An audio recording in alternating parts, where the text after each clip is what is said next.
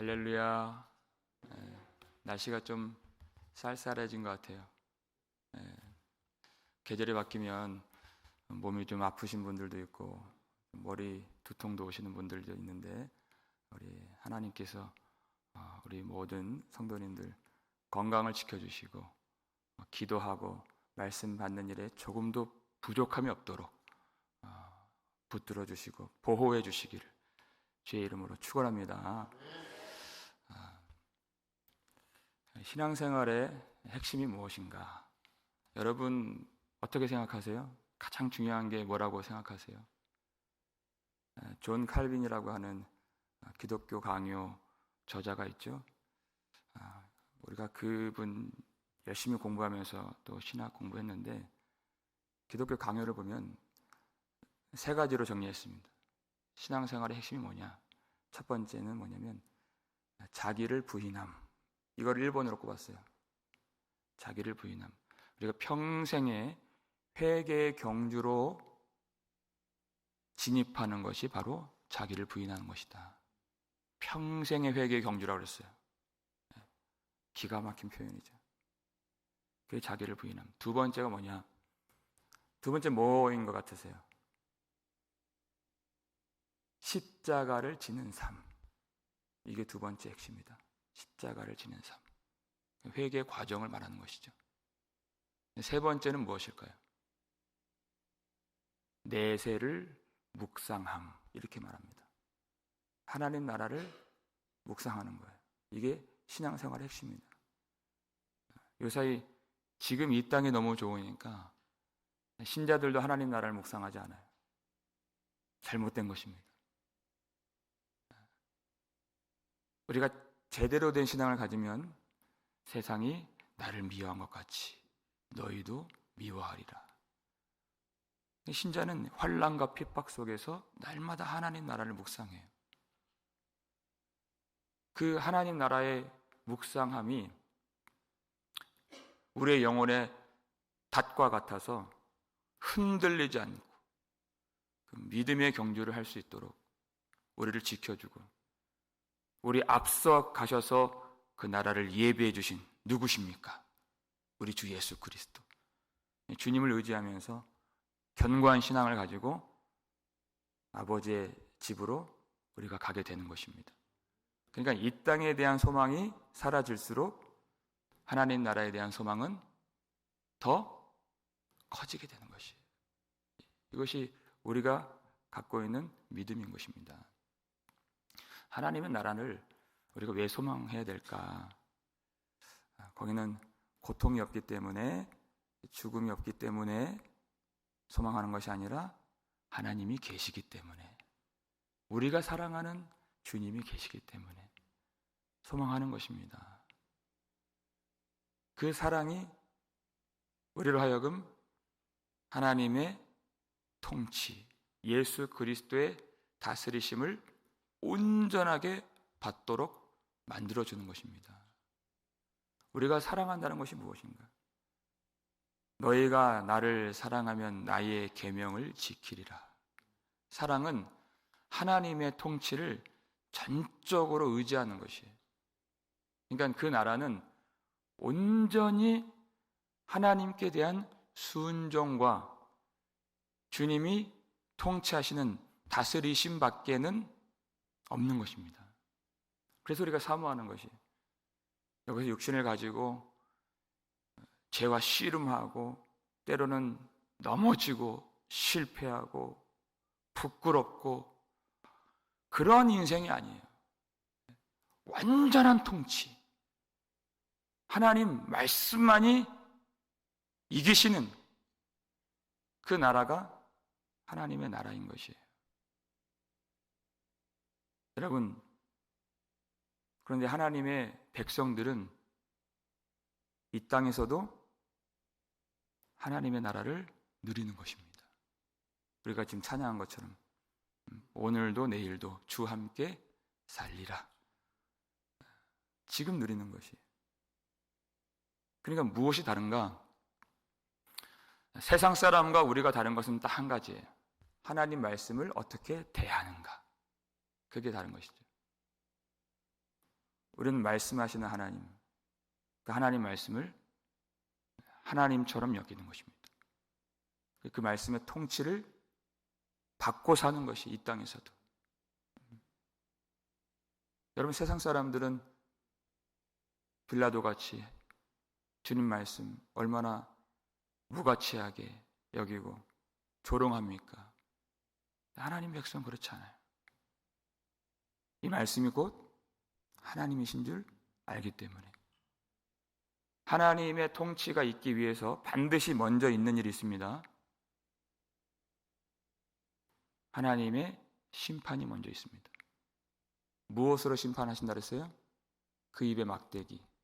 무엇입니까? 말씀으로 심판하신다. 그리고 나서 하나님 나라가 온다. 그것을 우리가 이해를 해야 됩니다. 우리 요한계시록 19장을 한번 찾아볼까요?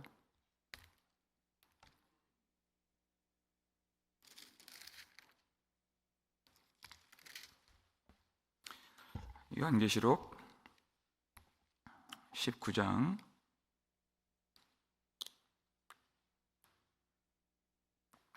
13절을 보시면, 요한계시록 19장 13절 함께 읽겠습니다. 또 그가 피 뿌린 옷을 입었는데 그 이름은 하나님의 말씀이라 칭하더라. 아멘. 심판의 주님이 오십니다. 그 이름이 하나님 말씀이다. 요한은 이것을 우리가 요한복음 1장 1절에서 정확하게 가르쳐주죠. 태초에 말씀이 계시니라.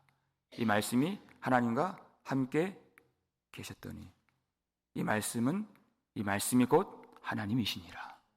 하나님 말씀이에요. 예수님이. 여러분, 말씀이 무엇입니까? 우리가 말씀을 받는다. 말씀이 우리 속에 들어왔다. 그저 우리가 마음에 기쁘고 어떤 감정이 흥분되는 그걸 말하는 것이 아니죠. 하나님의 말씀은 살아있고 활력이 있어 좌우에 날선 어떤 검보다도 예리하여 혼과 영과 및 관절과 골수를 찔러 쪼개기까지 하며 마음의 뜻과 생각을 판단하나니 이랬어요. 이것이 말씀이에요. 말씀이 들어온다는 것은 인생의 그 거짓과 강팍함과 욕심과 정욕과 그 자기 자랑과 그 굳어진 마음들을 찌르고 쪼개고 판단하고 심판한다는 것입니다. 우리가 이 땅에서 그걸 경험해요. 말씀이 이기는 것입니다. 말씀이 나를 통치하고 말씀이 나를 지배하고, 내가 나로 사는 것이 아니라 내 안에 말씀이신 그리스도께서 사시는 것이라. 이게 믿음이라는 것이에요. 근데 그 말씀을 이기려고 하는 사람들, 말씀에 무릎을 꿇지 않고 나로 살려고 하는 사람들, 그러면 그 입의 막대기가 심판해요. 15절을 보시면, 계시록 19장 15절 함께 읽겠습니다. 그의 입에서 예리한 검이 나오니 그것으로 만국을 치겠고 친히 그들을 철장으로 다스리며 또 친히 하나님 곧 전능하신 이의 맹렬한 진노의 포도주 틀을 밟겠고. 그렇죠? 16절 보니까 그 옷과 그 다리에 이름을 쓴 것이 있으니 만왕의 왕이요 만주의 주라 하였더라. 아멘. 우리가 그 날이 이르기 전에, 어제 그 중요한 말씀을 드렸지만 마지막 날이라고 하는 것은 우리가 시간적 여유가 있다, 그 뜻이 아닙니다. 시간이라는 건 없는 겁니다. 오늘도 내일도 주와 함께 살리라 해요. 오늘이 바로 그날이에요. 우리에게는 말씀이 들어와서 말씀의 판단을 받고 내가 죽는 것입니다. 말씀이 승리하시고 말씀이 나를 통치하시고 그 말씀의 칼이 우리의 교만한 마음과 모든 거짓된 것을 좋아하는 것과 세상에 있는 모든 허울들을 찌르고 쪼개고 죽이고 판단해서 오직 주의 통치를 받도록 만들어 주시는 하나님이 이 일을 반드시 행하신다는 것입니다. 성실하심으로 그 일을 이루신다. 이사야 11장 5절에 그렇게 말씀하세요. 반드시 이루신다. 그 심판이 있고 나야 이제 하나님의 나라가 오는 것입니다. 오늘 본문 6절 말씀 우리 함께 읽어볼까요? 시작. 그때 이리가 어린 양과 함께 살며 표범이 어린 염소와 함께 누우며 송아지와 어린 사자와 살찐 짐승이 함께 있어 어린 아이에게 끌리며. 아멘. 그때 그 입에서 나오는 막대기, 입에서 나오는 검으로서 세상에 있는 모든 것들을 질그릇같이 그 철장으로 부수듯이 다 깨뜨리신다. 그 심판 이후에 오는 하나님의 나라, 세상의 것들이, 사람의 것들이 전혀 들어올 수가 없는, 원래 이리는 양을 잡아먹습니다. 그것이 세상의 이치고 사람의 본성입니다. 그러니까 사람이 무엇을 갖고 싶어 해요? 힘을 갖고 싶어 하죠. 다들 이리가 되고 싶고 표범이 되고 싶고 사자가 되고 싶지 어린 양이 되고 싶은 사람은 없어요.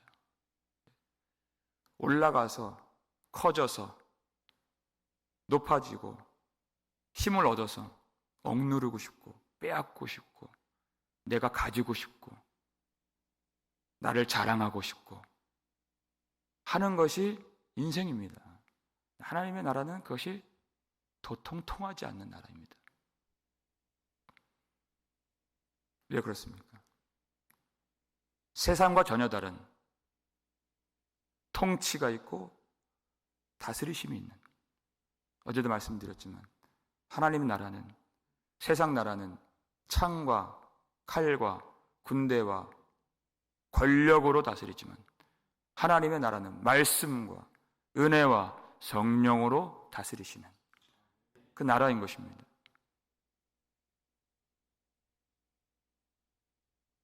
왜냐하면 거기에는 하나님이 계시기 때문에. 하나님이 계신다는 것은 하나님이 다스리신다 하는 것입니다.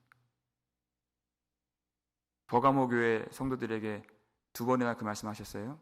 너희가 지금 살고 있는 땅에 권자는 사탄이 앉아있다. 사탄의 권자가 있는 이 세상에서 너희들이 살고 있다 그랬어요. 하나님의 나라는 하나님만이 주관하시고 다스리시는 그 나라인 것입니다. 그 나라에 누가 들어갑니까?